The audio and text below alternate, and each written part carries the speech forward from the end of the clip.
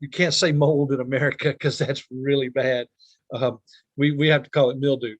So it took us a while to get that done. Then when we got that done, COVID hit, and our deal was that they had to have 6 months of operating results or the price was adjusted. Well, when COVID hit, obviously, the price was been adjusted down below the debt level. So Right. we agreed to extend the contract for a year. And then at the end of that year, we're now into the second year of extension because they have to get their occupancies up to 70% on a average trailing 6 month basis.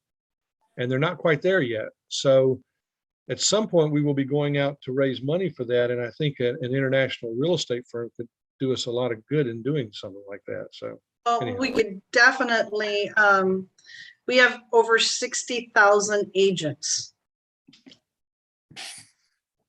Good. So if that says anything, that can help. Well, as that one comes back to be relevant again soon, I'll let you know. Absolutely. Absolutely. So let me get, hey, Jess, are you able to let people in as I'm presenting? Or do I have to do that? Jess? Okay. Jess is on mute, according to my computer. Yeah, she is on mute. Okay. All right. Well. And Mark, do you have the deck you want to share? Can you share that? Or let me look for it. Okay. I have it. I don't have it here, but I'll find it while we're looking. Okay, perfect. That'd be good. All right. I will get started. Welcome, everyone. Thank you very much for joining our call today. Jess, if you're there, you might be on. All right. Well, okay. We'll get it going. I'll figure it out on my own here. And anyway, welcome, everyone. My name is Annabelle Pacheco. I am a real estate investor, and I've been in business for 24 years. And really the goal and purpose of this weekly call is to share with each one of you in detail steps that I took to purchase my first multifamily deal in hopes that you guys also can do the same. I want everyone to know here that I'm not selling anything and I'm not offering anything. I am not a financial advisor either. So I'm just really sharing my story with you guys, and just really in hopes that we can use this platform to connect with each other, learn from each other, and just share information on this platform.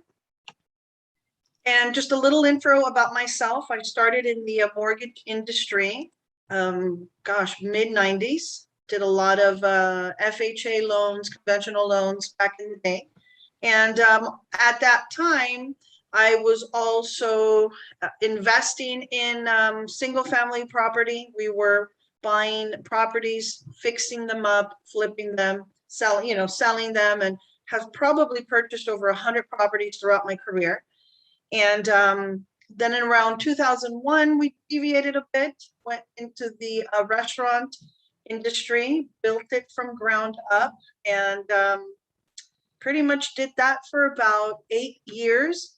And not an easy business. If anyone's ever been in the in the restaurant industry, it's very sacrificing. And I don't know, it was just something that happened in my life, and we did it. And you know what? I'm super, super happy I'm no longer in that business.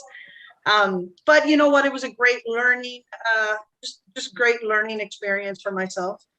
The last 10 years, I've focused 100% representing clients both in the residential and the commercial real estate world.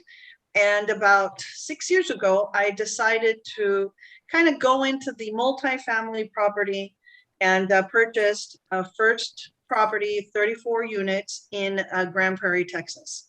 And really at that time, I think, we were looking for just a way to create some cash flow and some generational wealth.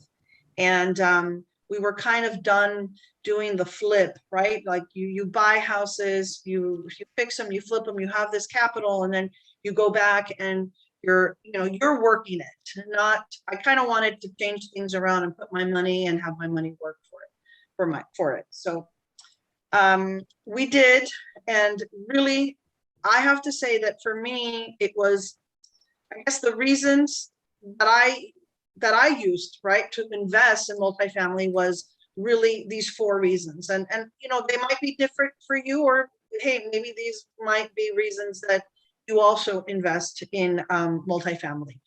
So if number 1 was cash flow, right? We were looking for just a way to invest our money where we knew that we would get monthly cash flow. And that's just very simple. Your rental income minus all of your expenses equals your cash flow. And then 2, it was, gosh, what a great opportunity to have your tenants pay down that mortgage, because it's all factored in there, right? And it's wonderful because even after you're paying down your loan, you still have cash flow. 3 was the opportunity to buy a property and have it appreciate over the long run. And you'll see in my next slide that our property appreciated, did very well in the last 6 years. And number 4 really was the tax benefits. And there's more tax benefits, but I think for me at that point in my life, right, or the stage, it was depreciation, right, which it allowed me to expense a portion of that physical structure each year. And then the 1031 exchange, which allows you to defer the capital gain, and there's no limit to how many times you can do that.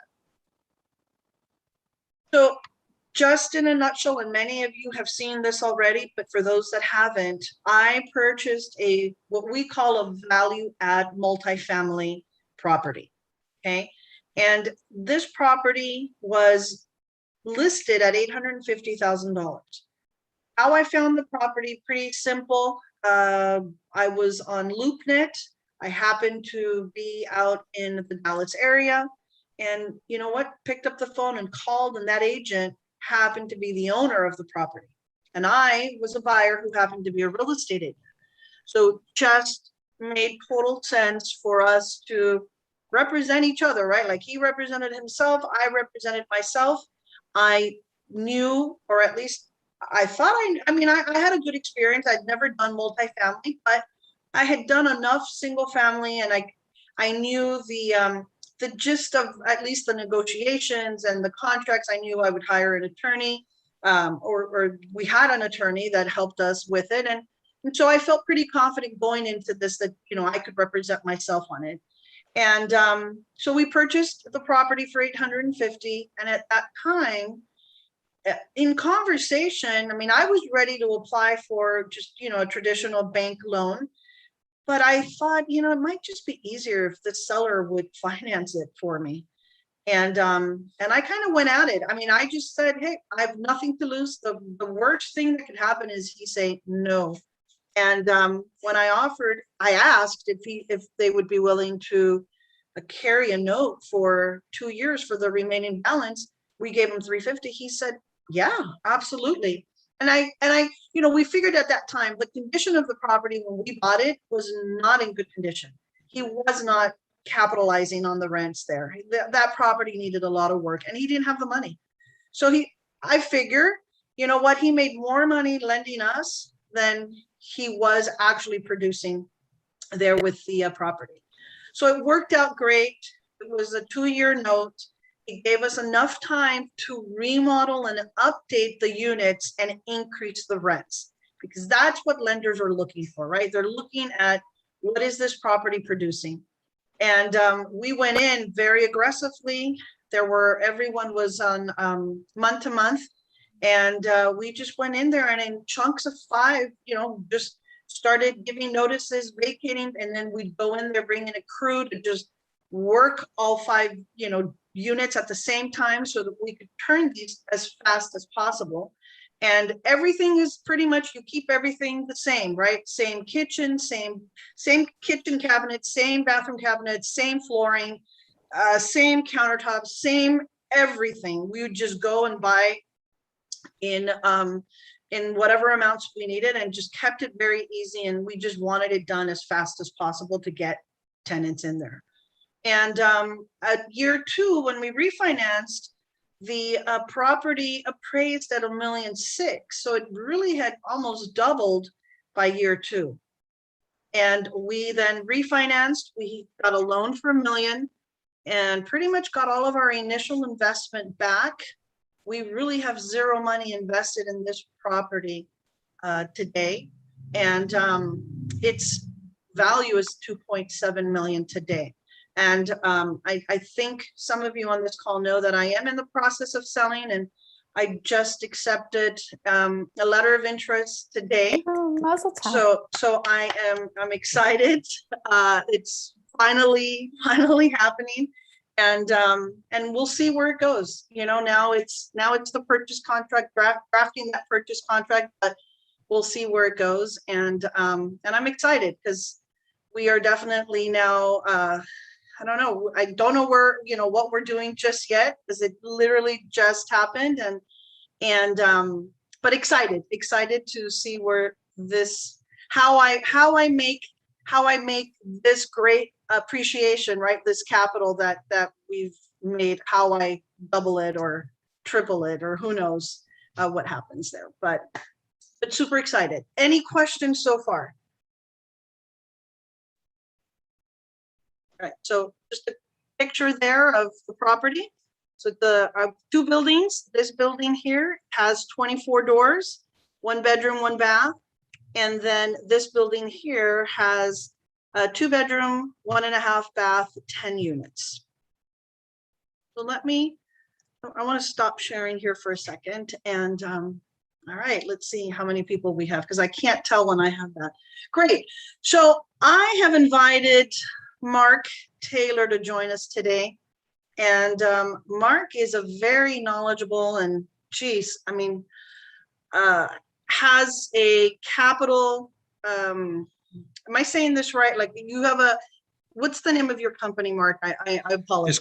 The name of our company is called Stone Street Capital. Yes. Stone Street Capital. And, yeah. I met Mark. He's just so knowledgeable. He has this incredible project that I thought would be a great opportunity to share with everyone on this call. And so I invited him to kind of give you guys a little rundown on what he's doing and where he's from, and just kind of share and see if anyone on this call is interested. And if you are, then you know what, I'll provide you with Mark's information. But Mark, welcome, and thank you so much for joining my call. Glad to do it. Thank you, Annabelle. Just a quick question. How much time should I take here? I mean, I can do a 1 minute, a 5 minute, or a 10 minute. You got about 30 minutes. Oh, gosh. Yeah. Time for question and answers afterwards. Absolutely. I guess. Absolutely. Okay. Well, quick note. I've been in the real estate business since 1989. Started out during the RTC days. If anybody remembers the Resolution Trust Corp, and that was actually really good training, because you quickly learned how to value projects, because what people had paid for them was completely irrelevant. Like I said, the name of our company is Stone Street Capital. It's an interesting name. We bought a company in 2010 out of Los Angeles called Fort Properties, F-O-R-T.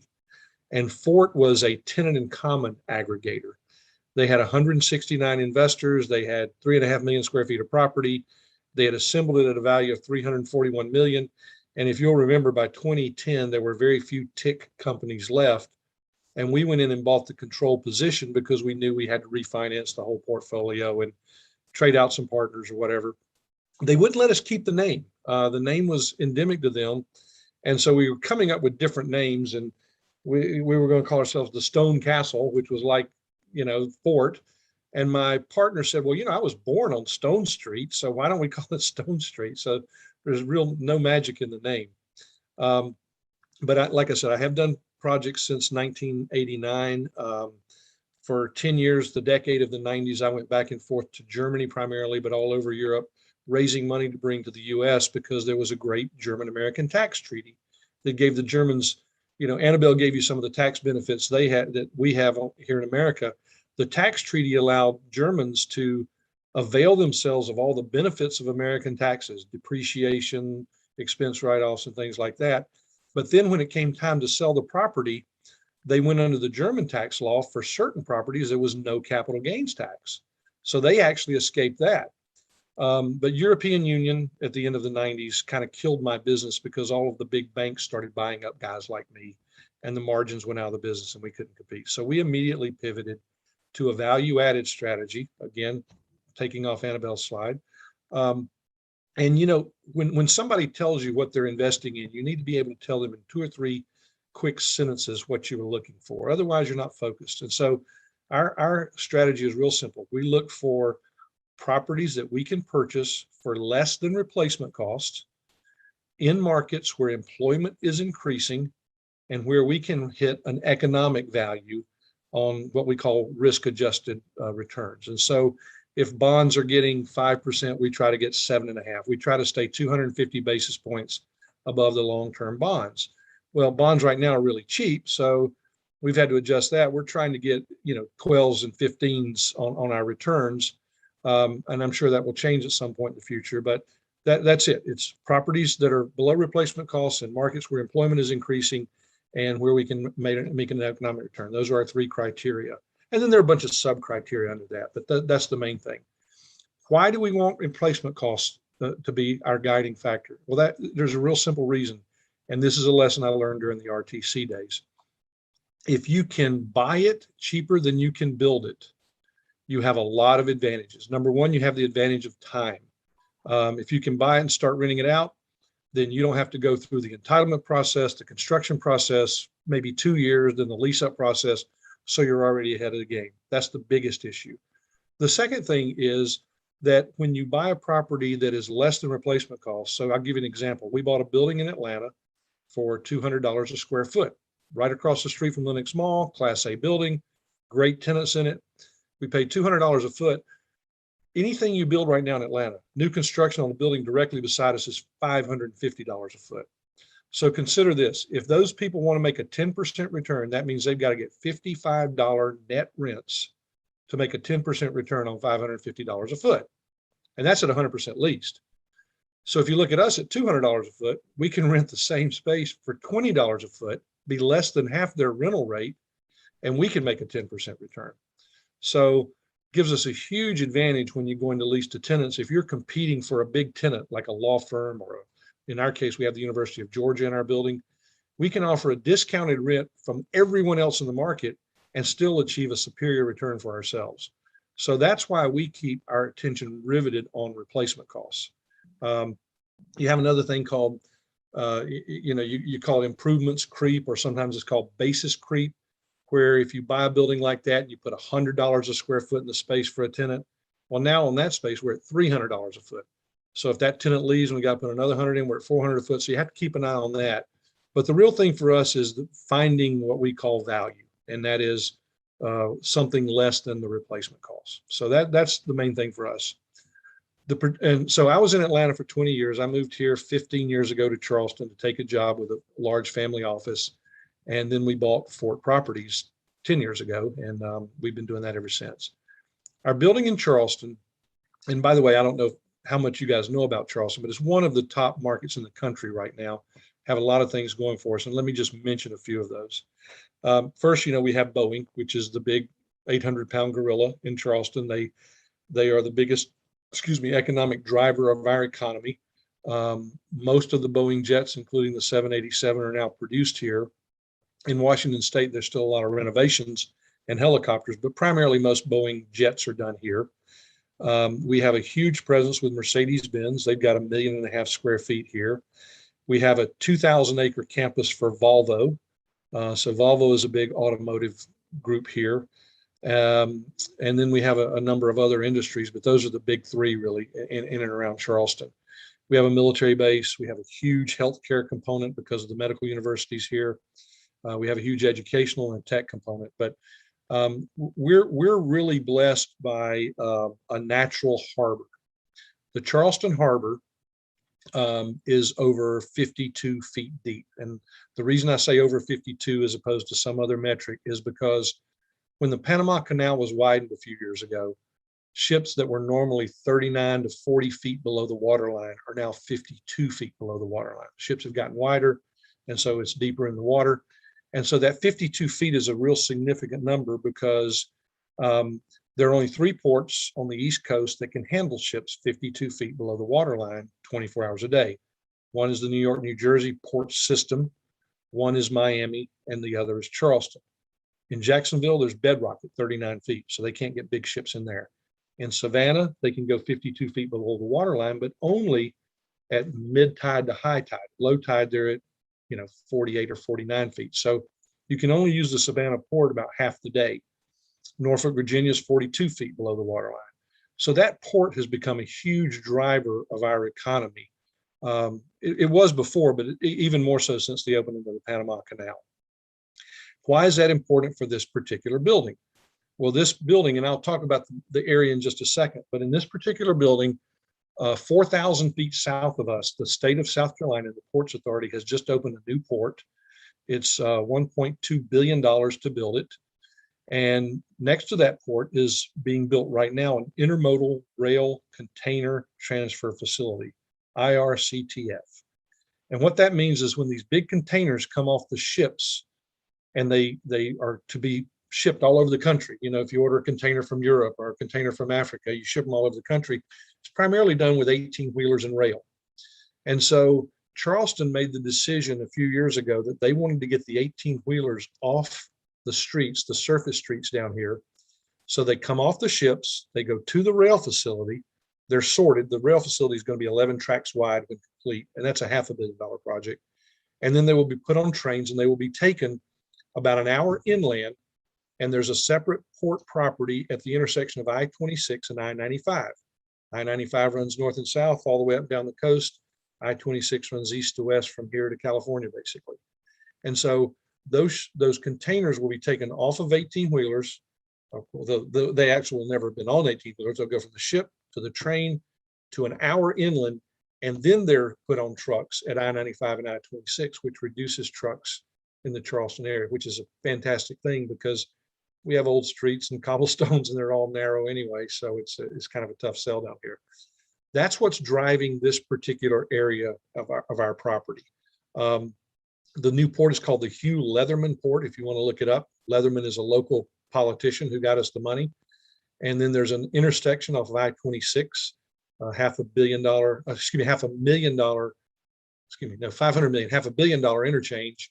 That is also called the Hugh Leatherman interchange. He's putting his name on everything now these days. But all that infrastructure feeds right into our property. Our property is on the former Navy base. So in 1901, the U.S. Navy started a base here. It was about 250 acres. And in 1994, the Base Realignment Commission decided to close it, and they sold it off privately. All of the heavy industrial and port operations were bought by one company that continues to operate it as a heavy industrial port. They do ship repair and everything there. Two significant develops are that Clemson University has built a marine biology institute on that port, and Clemson and General Electric joint ventured a big building to test the wind turbine blades, those big 40 feet long turbine blades that wind energy produced out in California. They test those here, and they're getting ready to do another phase 2 of the Marine Biology Center. So that's what's going on right around us. So 125, 130 acres were sold off as heavy industrial port operations, and then the rest was privately sold. The building we bought is a 6-story building. It's 158,000 square feet. Great ceiling heights, 13.5 feet ceilings. And it was the command center. It's where the admiral, the commandante of the base, all of the big muckety mucks met in that building and had their offices there. We bought that building. It's completely empty because the Navy moved out. We have gutted it. We have removed all of the asbestos. We've got it all the way down to the concrete and steel. And we are going to build back 118 apartments. And so that's the plan. There's huge demand for the apartments. I can share some of the collateral materials on that if you want. And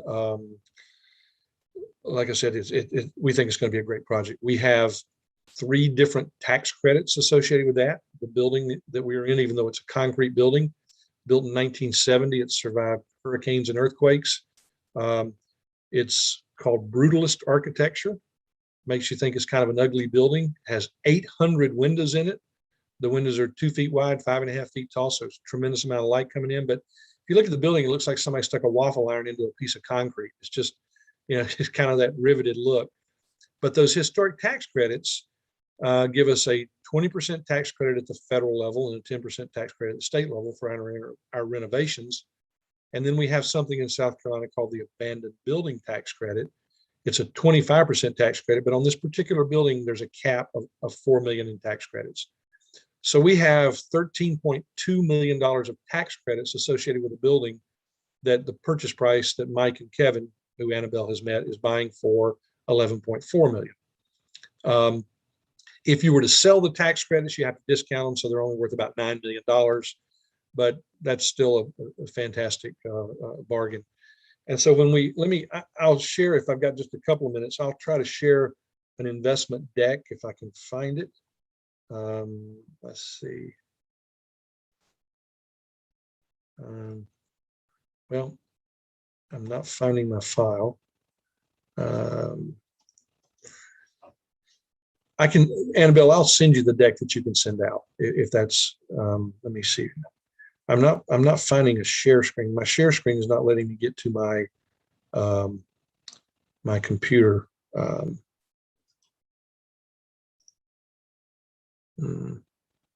Yeah, I'm not finding my files, so I don't know if I can share it.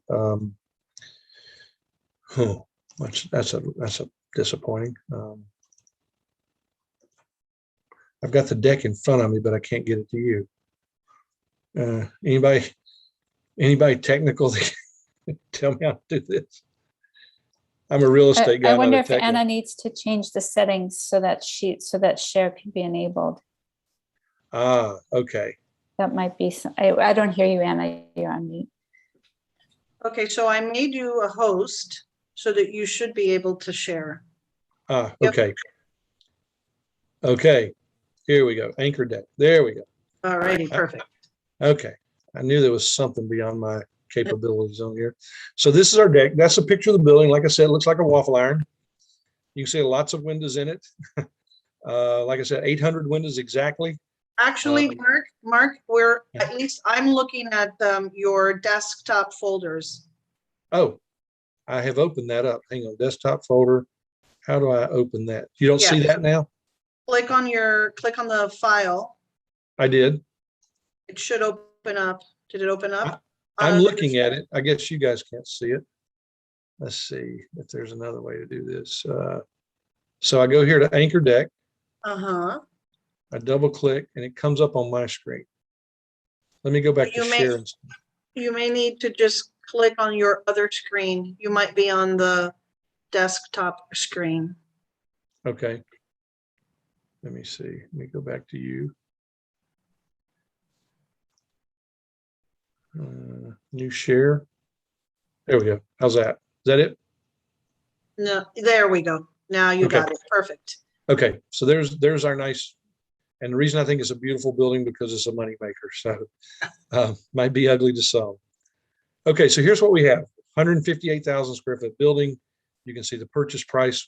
We had 122 units. There were a couple that were really small, so we eliminated some, and we're down to 118 units.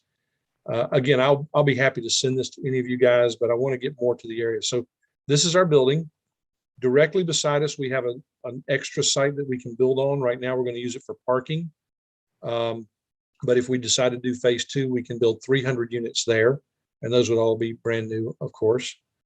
This is the North Charleston market, tells you the growth rates. Let me get to some apartment submarket. I mean, you can read this and all in. Okay, so here's a better view of what we have. So, excuse me. To the upper right here, this says Future Port. That's actually an old picture. That is now solid concrete. It has been built in. And that's the port that we're talking about. You see the thing that says Clemson Turbine. So that is the General Electric Clemson joint venture. This right here, can you see my pointer? Yes. Okay, this is the Marine Biology Institute for Clemson University. The second building will go on this side. This area here is the heavy industrial area that was bought by the Detton's company. And they continue to operate it as a shipyard. Let me see if I can zoom in just a little bit. It's hidden by this, but there are actually 3 dry docks, 700 feet long. So a lot of heavy industrial ship rebuilding is done here. This is our building. This says Anchor Center. Let's go a little bit closer. This is our building here. You saw a picture of it earlier. This is a public park. This was formerly a 9-hole golf course for the officers at the Navy base. And this is all a public park now. It will always be a public park. It's been dedicated, so there's no chance that any competition will be here, but it's a nice amenity for the property. All of these buildings that you see here, this is an interesting story. All these buildings are heavy industrial, and they cannot be converted to apartments until 2026. And there's a reason for that.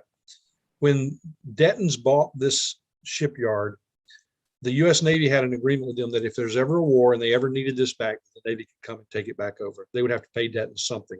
We don't know what it was, but they'd have to pay them something. In displacing commercial tenants is pretty easy if you've got a government use. But in terms of displacing residential tenants in South Carolina, it can be a very arduous process, especially if they're current on their rent.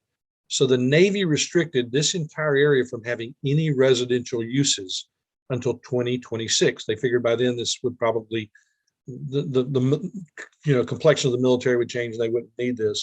And so none of this can be residential. Our building can, because we were outside that restricted zone. So when you look at this picture, that's one big consideration to take. Let me go just a little bit bigger. Our building is in red with the little tail here that you can see. So just wanted you to see that. This area here was bought by a company in Atlanta called Jamestown. They bought 25 acres. Jamestown plans to do something called, something similar to something in Atlanta called the Ponce City Market. And in New York, they have something called the Chelsea Marketplace. And when I spoke to Jamestown, they said, we're going to do something similar to that. Obviously the Ponce and the Chelsea markets are vertical.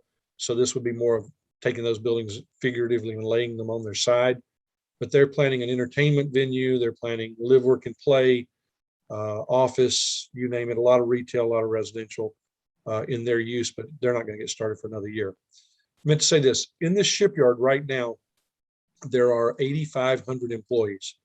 There is not a single sandwich shop. There's not a single restaurant. If they don't bring their lunch, they have to go off campus to eat. So that's the macro level of our project. Let's go to the next slide. So this is a little bit closer view.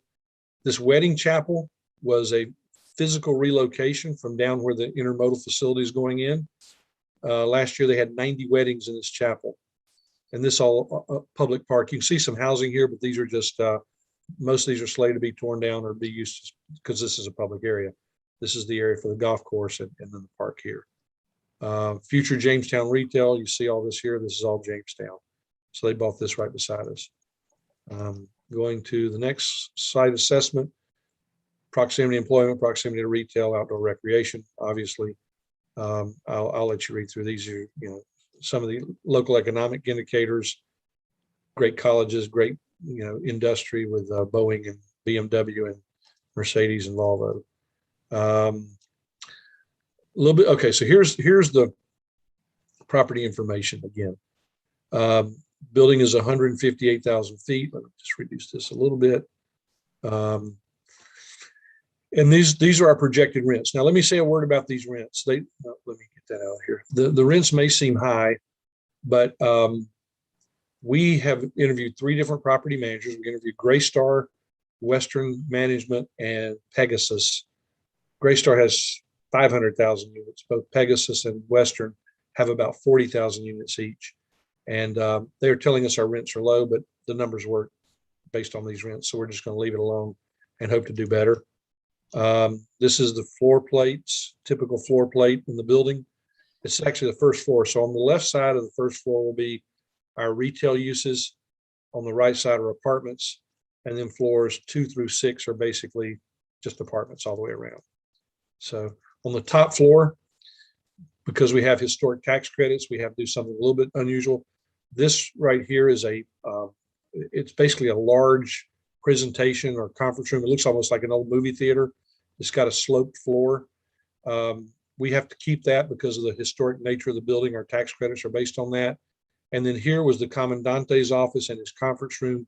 That's going to be a building amenity where people can meet. We'll have souped up Wi-Fi there. And then over here, we have storage and fitness. We're going to put a full fitness center in. Again, pictures of our waffle iron building. This is what it looks like inside today. We have gutted it. Oh, a note on the escalators. When this building was operational, there were escalators all the way up 6 floors. It's going to cost us $2 million to put the escalators in service. So we're just going to preserve those and clean them up. They won't be in use. And we have 4 elevators in the building. So the business plan, acquire the property, place bridge debt, take our tax credits and liquidate them. We'll build out the interiors. We'll lease up the apartments and refinance. And then here's our financial model. And I could walk you through this, but your eyes will probably glaze over. The real key is look down here, the IRR. We're projecting. So what we typically do is we look at a 10-year pro forma, knowing that if in 2 years something happens, great, we could sell it.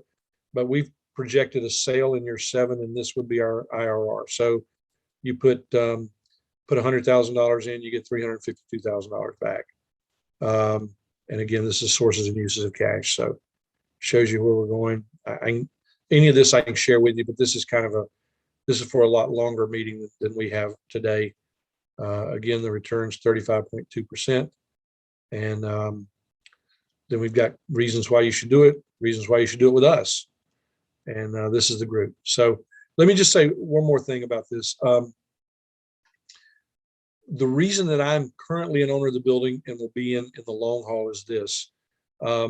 We offered all investors a chance to stay in and develop this. We were originally going to turn this into an office building, but between losing Boeing as a tenant because of the 737 MAX issue, we had Boeing, literally we were exchanging leases and they pulled out because of the 737 MAX. And we had a local government agency that ended up not going. There was a big scandal. One of their guys was bribed at another building, and it's a longer story than you care to hear about. But I decided to let any of the investors who wanted to be in stay in with Mike and Kevin. Some of them are, and Mike and Kevin said, "Well, we'll do that, but what we need is we need a local guy on the ground," and so that's why I'm still in the deal. So that's our deal, and I'm happy to take any questions and happy to provide that deck to any of you who want to dig into it more fully. I can give you my email address, and you can write me questions. You can call me, but that's what we're doing. Yeah. Awesome. Any questions? You know, it's a lot of information, but I mean, a great opportunity. Yeah. You have to be an accredited investor to invest in that. And what's the minimum investment? We haven't set a minimum. The way we're setting it up is probably you do have to be an accredited investor. We haven't actually spoken to anyone who's not accredited. I will say this, there is a partnership that was created for 2 investors because they were able to capitalize the partnership to be accredited, and they would admit you. So for example, let's say that we're raising, just call it $10 million, and they put $1 million in. If you decide you want to be a part of that $1 million and you want to put in 100,000, then you would be 1/10 of that million, and that million is 1/10 of the deal. So it's a straight through. There's no margin to be made for not investing. Whatever your capital account is, you'll get it in the master partnership as well as the sub partnership. But that smaller partnership that is for non-accredited investors, we're not running. I'll put you in touch with the guy who's doing that. But he's doing it simply because all of his assets are in a trust and he didn't want to declare himself to be accredited. So he teamed up with someone else, and that partnership has accredited status. Thank you, Mark. Sure. I mean, that's a great opportunity, right? Because a lot of these big deals, you do have to be accredited, and that's the only way you'll get in. So if there's already a group that's done this, it'll allow those that don't have the 250. Well, and the other thing we have the advantage of, if you remember, we had a piece of property next door that was undeveloped that would be our phase 2. What we've done is that's on a separate tax map. So even though a tax ID parcel, so even though it's one property, there are two tax ID numbers. And what we had planned to do is for anyone who wanted to do 1031s, like if you're selling a duplex and you want to do a 1031, then you can 1031 into that site. And once we begin development, we are going to merge the two partnerships. And so you can go in through a 1031 that way and become part of the main partnership. And that's completely legitimate. We've done that a dozen times where we've merged two properties, and one of them had 1031 investors who became part of the partnership. So. Perfect. Question, is that second phase definite, or was it just a question, a possibility? Well, so that adjacent site is zoned for 50 stories. I mean, you can build as much as you wanted there. There's no economic reason to build that much space there. But what it's zoned, what we planned is an 8-story building. It's 2 or 3 stories of parking with 5 to 6 stories of residential over that. And we consider that to be active and part of phase 2. In fact, as we've gone out for our construction loan on phase 1, we are looking for lenders who are willing to do that in phase 2. The reason we're not farther along is because we have not completed the architectural design for phase 2 yet. And so we want to do that so that we can get costs from our contractor and make sure that we have the numbers right. But if you were in phase 1, you're welcome to be in phase 2 by just leaving your interest in. Our plan is if you're in phase 1, you're in phase 2. And for those who don't want to be in phase 2, we'll come up with a mechanism of buying down your interest. So, excuse me, so that you don't have to be a part of phase 2. But it is currently being actively drawn by LS3P, which is a large architectural firm, and Mashburn Construction, which is a good sized regional construction company, is doing our cost analysis on it. Okay. Thank you. How far are you from the airport? If you were to get a helicopter and fly, it's probably about 4 miles, but it's, and I'm one of these guys who'll tell you, I always overestimate time. I think it's about a 15 to 20 minute drive. You'll hear people say 5 minutes, but my office is literally 2 miles from my house, and it takes me 10 minutes. People go, "Oh, you're 2 minutes door to door." There's a couple of red lights. There's a traffic circle. It's 10 minutes door to door. So it's 20 minutes to the airport, maybe 25. It doesn't seem like that long, but it's going to take you that long. Okay. I was going to tell your group to buy the hotel that's near the airport, because the last time I flew into Charleston, basically was couldn't find any hotels. Went to the hotel, it was horrible. So if you buy the hotel, it would complement your project. So we've actually had 2 hotel groups express an interest in taking 110 rooms in our apartment building and basically creating, a rectangle within a rectangle for a hotel. So they would put the lobby on the ground floor. They would take the elevator up through the parking, and when you got off of the first level of the hotel, it would actually be the 3rd level of the building. And we had the biggest one was Ross Hotels, who actually got into drawings. But what that did was it gave us an apartment. So if you imagine a square, look at my picture as a square, they were cutting off one corner and doing a separate structure for a hotel, and then we were doing the apartments around it. We just couldn't get a handle on the costs. And I think there's a right market for hotels there, but I don't know anything about the hotel business. I mean, that's the bottom line. The thing about the hotel business is you start every day at 0% occupancy. At least with apartments, you got 6 month and 1 year rent. So you've got some occupancy to start with. True. Okay. I had a question just about the history of the building. So prior to this, it was not residential, and how come it's vacant? Okay, so this was where the base commander kept his office, and all of the top brass, all the upper echelon guys at the Navy base, all the commanders and the division leaders were here.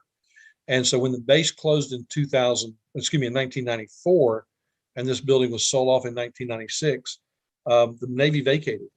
And so they vacated this building. And like I said earlier, we were going to turn this into an office building.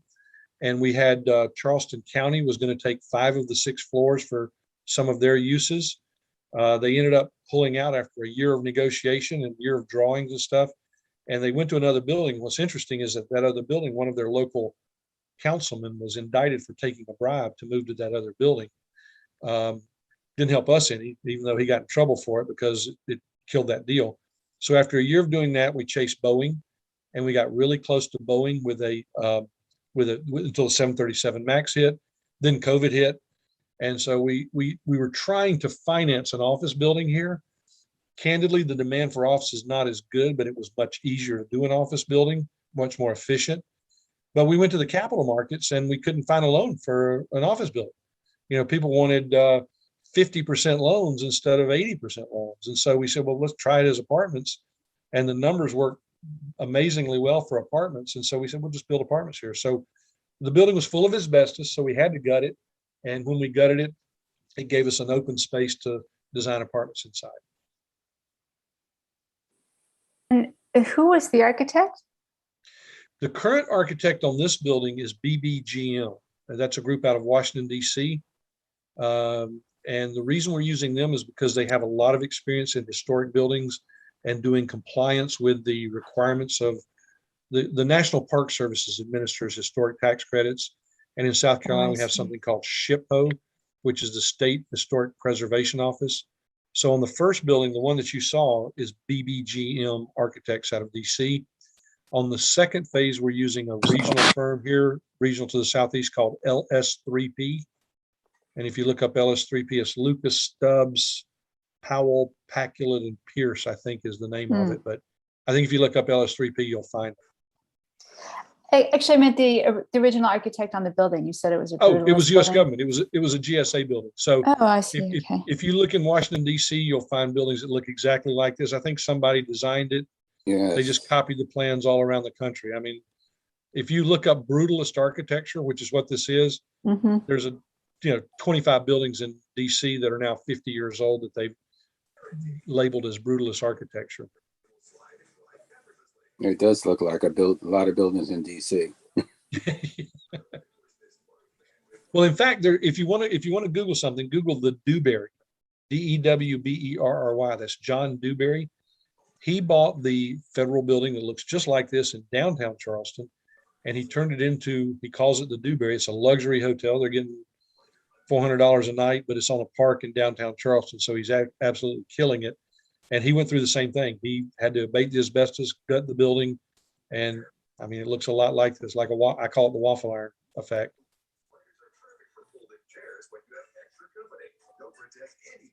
I think it's a good. And that's in downtown Charleston? That's in downtown Charleston, the Dewberry, yes. Is Tanger Mall still there? Tanger is over near the outlet? airport. Yep, Tanger Outlet is near the airport. It's thriving. In fact, they've just built 400 apartments on the edge of it.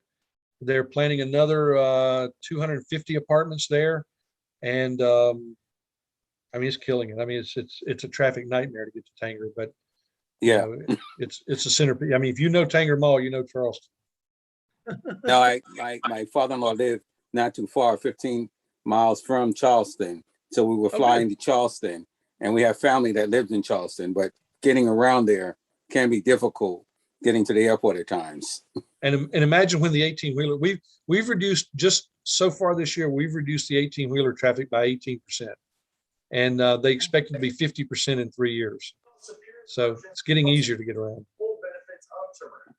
That's great. Well, any other questions?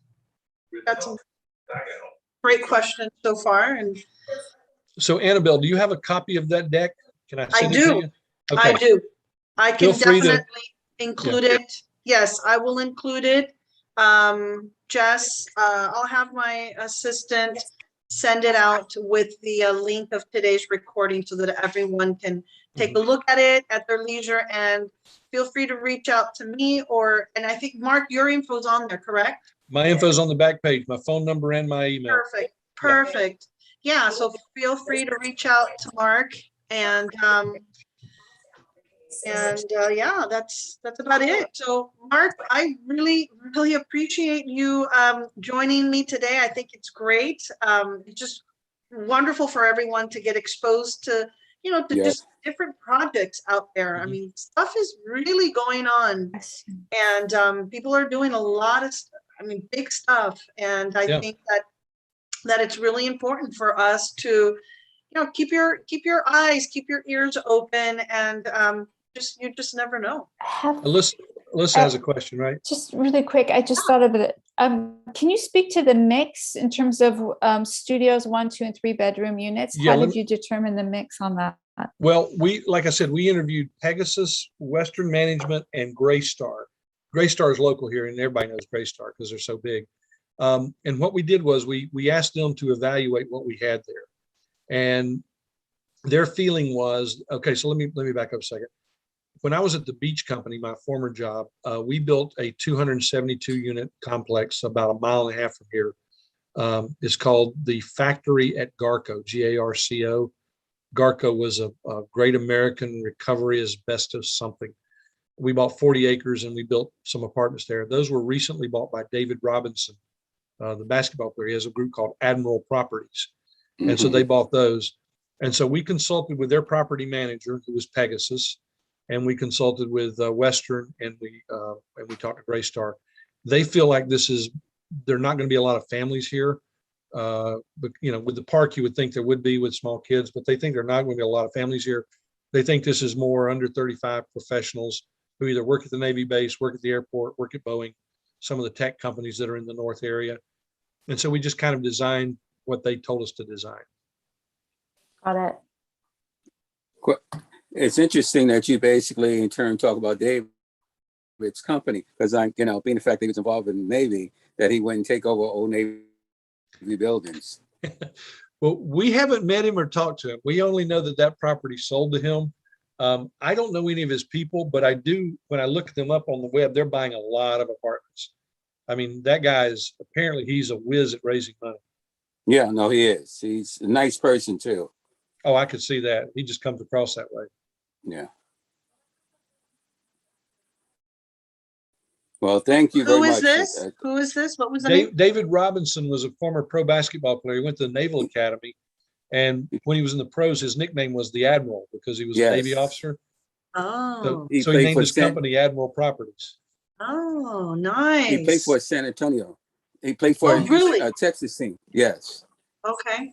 Oh, nice. He's a member of the Hall of Fame, one of the top 50 players of all time. Wow. Yes.